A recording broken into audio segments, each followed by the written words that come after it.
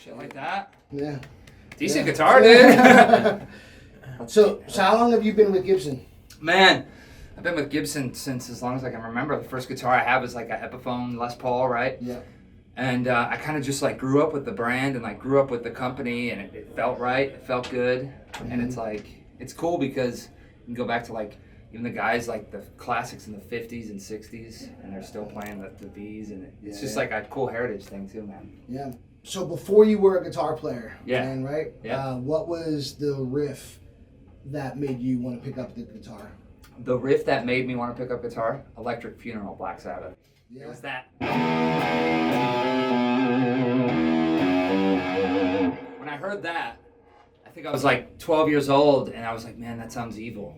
Like, what is that? Yeah, yeah. I was like, how do they make that sound? And I knew like a guitar, but I thought of it like an acoustic guitar, and I was like, this isn't right. And then I found an amp, and I saw a distortion button. I was like, what's that button do? And I heard it, and it made I was like, oh, I want to do that. And then I got into Sabbath, Zeppelin, all the really classic stuff I could still kind of hear on like classic rock radio. And then it just took off from there, man. I was hooked. Once you started playing guitar, what was the first song you learned? First song I learned, well, besides Electric Funeral. Was that so what? That was first the full song? Yeah, the and first full song I learned, I worked my ass off, dude. It was... Once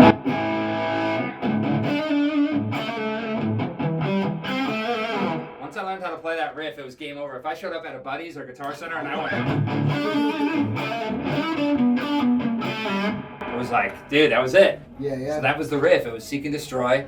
And then I got into like Iron Man, Paranoid, and then I got into the Zach stuff like, I tried to learn like No More Tears, and it went crazy, man. Hendrix, Voodoo Child, Just love the sound of a guitar, I love the sound, and I love the feel, and I love the fact that like guitar is still one of those things, like, it doesn't matter like how, it really matters what the sound is. It's like freedom, dude. It's like you can play whatever you want, Do you remember where you were when you heard Sabbath?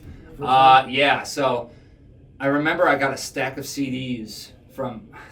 Me and my buddy, like, he was living in an apartment building, and his dad, like, rented it out or whatever. This guy left a stack of CDs in the old apartment, and they're like, you can have anything in there. And we're like, shit, there was like a pocket knife, a lighter, a stack of CDs. And I looked through the CDs, and I was like, oh, that's cool. I was like, Neil Young, and like all this stuff. But there was a Black Sabbath Paranoid CD. And I was like, man, I've heard of this band, I think. I want to hear this, you know? Yeah. And then when I put that on, and it was like, Fairies Wear Boots. But when I heard the Electric Funeral riff, I was like, wow. And I remember turning it up, and it was like, as I turned it up, I was like into it more and more and more.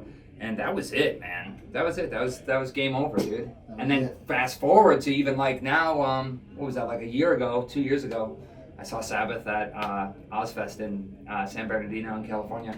And it was so funny because when they kicked into the riff, I was like, it took me right back to that moment. Right, and when I heard Naomi play guitar and he was playing like Snowblind or any of these riffs, I was like, oh my God, yeah, it's so good. Yeah, I'm a product of Sabbath, man. I think like many of us, Yeah, for sure. And good music like that, I think it's going to be around forever. All right. It's never going to die. Cheers, brother. Cheers, man. Yeah. This is Squiggy Music Experience, Loudwire's Gear Factor.